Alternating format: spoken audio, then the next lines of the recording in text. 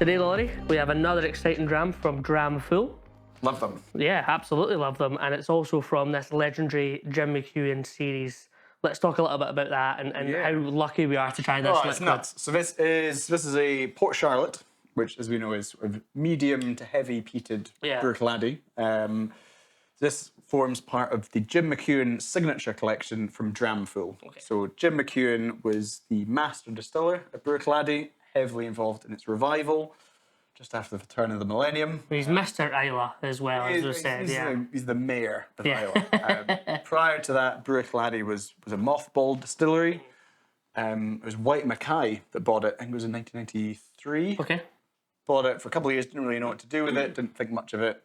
Closed it 1996, I think. Okay. And then it was Murray McDavid that were involved in its revival in, I think it was 2001. Jim McEwan was brought in to oversee all of that. Nice. So these bottles were all part of casks which belonged to Jim McEwan. Which is crazy. Because you know he's not picking the worst casks, right? No, like imagine if you were a master distiller at a distillery. You've got hundreds and hundreds of casks being filled. Just to let you know, I'm going to buy a few casks this week. Oh, no worries, Jim. Yeah, like you'll be tasting all of them, monitoring all of them. The ones that are particularly special, like, I'll just put that on the tab or whatever. Like, so these are the ones that he's earmarked as being super spectacular. And Dramfool are now really well known for doing this series with Jim. Yep. A great bottler. We've tried some non-Bruichladdich whiskey from them before as well. Yep. But so well known for demonstrating an authentic distillery character. And often really exciting releases for a more reasonable price than it would be if it was an official bottling single cask, because they have the ability to do that. This stuff's really quite special. Yeah, I mean, this is quite spectacular. I think Dramfool have got the philosophy of they never bottle anything they don't like. Mm-hmm. So it's Bruce Farquhar and Colin Fraser, the two sort of brains behind that, and they've released some absolutely stunning drams. Yeah. The Jim McEwan Signature Collection is a huge sort of coup for them, if you like. I think the parallels you can draw is, something like Bob Dalgarno from Macallan. Yeah. Imagine his private cast of it's ridiculous. It'd be absolutely obscene. And also the fanfare for Bruichladdich is something worth mentioning. People who like it love it. Yeah. Crazy for it. I mean, they are the most committed fan group out of Springbank, maybe. Yeah. Where, in my lifetime, we've seen hundreds and hundreds of different sporadic releases from them, different cast styles, and I know people that have bought every one of them. Yeah. So absolutely fanatical about the distillery. It's a real cult following distillery. This looks indulgent right now. Port Charlotte's a whiskey.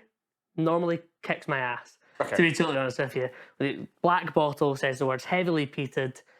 I'd like to get into it. They always bottle at that generous 50% as well, the official bottling. But this is a Port Charlotte at 62.4%. And it is 16 years old, so really good age on it as well. My hope, which is maybe not the most authentic Bruichladdich fans' hope, is that the peat will have dissipated a bit for my palate after 16 years. It's a really good age for an Islay whiskey. It's so dark. This is in a Pinot Noir cask. Yeah, so this is matured in, what does it say, a first fill. So this is a cask that hasn't been used for maturing whiskey before, so it'll be, obviously, casks are a bit like tea bags. Yeah. Like, first time you use it, you get all that flavour. First fill, first use. Vosne-Romanée barrique. Obviously distilled 2007. Yeah, so it's the style of Pinot Noir. I love the wine. I've got to say, Pinot Noir is quite a big. No, so Pinot Noir is the lightest. It's lightest. Okay. Yeah. So Pinot Noir, I jokingly used to say like Ribena. Right. Pinot Noir really is like almost ruby in colour. Okay. It's super easy drinking. I always say if you find a good Pinot Noir, you can't open one bottle, you have to open 3. Right. That's something that I share. Like, I work in whiskey, but I love red wine. Yeah. And Pinot Noir is something that's so easy drinking. And it's not something we see that much in whiskey, to be honest. You see a lot of Cabernet finishes, which is also the other side, which is big and heavy and full-bodied. So you're going to expect that. What we're looking for here, what I would look for is kind of red fruits, red berries, really light, maybe slightly acidic notes is what I get in Pinot Noir. But then matched with the peat, this should be really fun. Yeah, complex, I think, will be an understatement. I hope so. I think my main struggle, and we spoke about this before, you're a big lover of peaty whiskey. You've been over to Islay for Phage a few years in a row, and you can handle the bigger heavier peated style of whiskies and find the complexities in it. Yeah. My palate's quite immature to it. You might burst into tears. I could do. I'm too much. Yeah, I'm either going to fall in love or this. You might just sit down. I might tap out. Yeah. Well, give us a try. So I think we can agree that this is going to be a big whiskey. Yeah. I mean, Port Charlotte, I think it's funny because obviously Bruichladdich, we've got Bruichladdich, Port Charlotte and Octomore. Yeah. And you think, it's not as smoky as Octomore, but it's still bloody peated. Yeah, they still put the words heavily peated on the bottle. Yeah. It's just the Octomore is this extreme. I've never seen, they're the only bottle that puts the word super. It's just super heavily peated. Octomore is like, I don't know, I feel it's quite like punk. I think it's fetishized. It's kind of... It's peat that's going to headbutt. I can handle more peat than you. That's kind of what Octomore is all about. It's a lot about the ppm and the stats as well. And I think there's something that...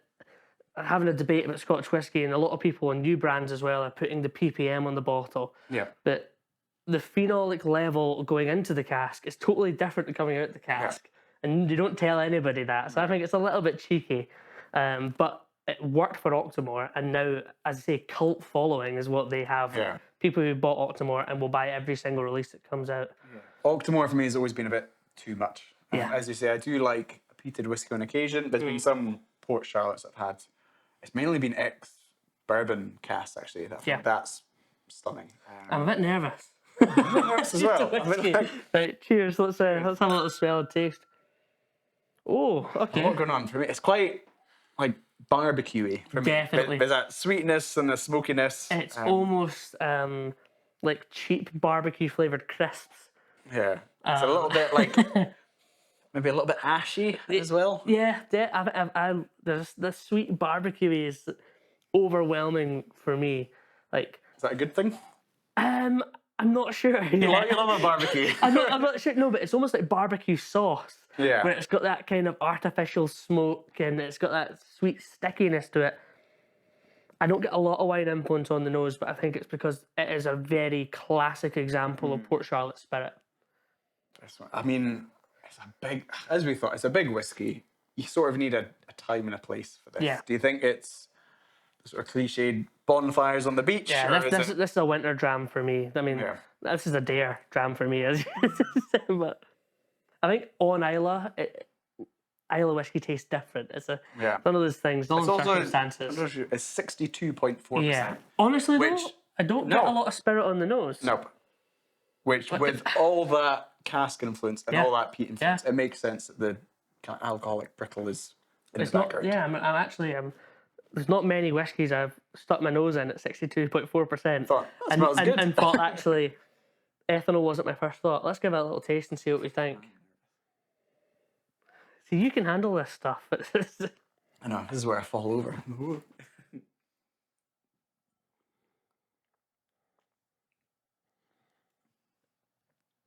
The texture is immense.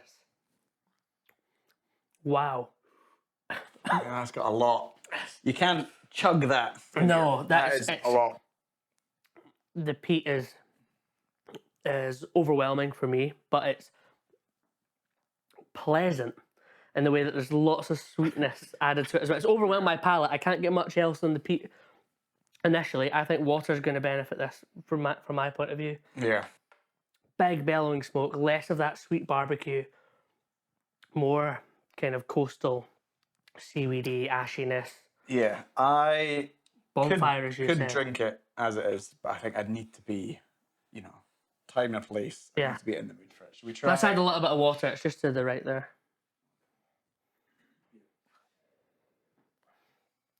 See that?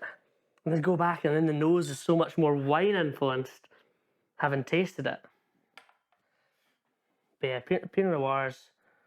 It's known for my limited. I thought it was going to be quite a challenge to go against this. Yeah, I know Pinot Noir is known as the heartbreak grape. And then sometimes it can be brilliant. Yeah. Sometimes it can be quite sort of. Okay, I didn't think that was the way you were going. I thought it was, you have a heartbreak, and I could attest. Get hammered on Pinot Noir. Well, we can talk about that off camera. Thanks, Laurie. I mean, I do it more already. It does, yeah. As you'd expect, it does tone it down a little bit with a touch of water. Yeah, definitely. 62 is a lot. Definitely. But again, the value in that you're getting a bottle and a half of whiskey out of the single bottle, which is great too. Yeah, the texture for me, I can see. Wow.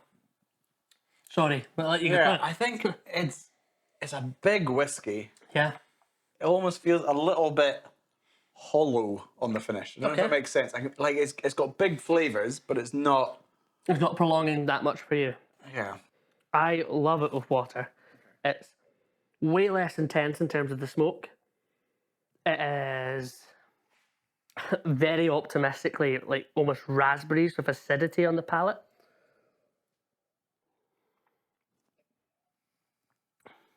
With the peat. It's still big, it's still bold, but it's, I don't know how to say it, it's almost like slightly acidic, it's kind of popping, it's, I actually, yeah. It's quite a tough whiskey. whiskey. It's an intense experience. The finish is much shorter with the addition of water. I totally agree. I much prefer it with water, and I could handle this, I think. Yeah. It's just big. Imagine tasting this and then trying 99% of any other whiskey. You'd be like, it would just dominate. If you told me this was Octomore, I wouldn't be surprised. Yeah. Again, that's my palate. I just think, like, imagine going from this to, you know, Glenfiddich or Nicknean. Yeah, my favourite whiskies are those little little sensitive bourbon cask Baysides. They would all go totally missing here. Yeah. It's big, it's chewy, it's authentic to the character of the distillery. You know how I describe this? Monstrous. It is big, isn't it? And I think people who love Bruichladdich, who love Port Charlotte and Octomore, that's kind of what they want. That's what they want. They want a big brute that's going to fling them about. Yeah. I'm not going to have nightmares, but I thought I was. Really interesting to try it and share it with you. Something quite special. Yeah. I just feel trying his collection is almost making me giddy. Yeah, I think a whiskey like this, you read the label, obviously you look at the colour of the liquid, and you think this is going to be huge. Yeah. And it lives up to that. Yeah. I think it depends how you view it. If you're looking for an approachable everyday dram, this is not. No way. If you're after an experience that you're going to feel totally satisfied by after spending, 200 quid on a bottle or whatever, this is excellent. I truly think if you are a lover of Islay whiskey and a lover of heavily peated Islay whiskey, this is something you've got to try. Yeah. It's because it is so out there, it's so in your face, it's the smoke is so bellowing, and the cask influence is there with water. Yeah. Right. Yeah, with water for me, it improves, but on its own. Yeah. If you strap yourself in beforehand. If you're really brave, you'll be all right. Yeah. Braver than me. Cheers. We got through it. Cheers. To survival. If you've enjoyed this video, don't forget to like and subscribe for more Bevvy content. We want to hear what you think, your best whiskey experiences, the whiskies you want us to try. It's a really exciting journey we're on, so make sure to join us. Download the Bevvy app on Google Play and App Store to keep track of your whiskey journey, connect with your whiskey friends, keep track of your favourites, anything you could ever want to do with whiskey, all in one place. It's the definitive whiskey companion.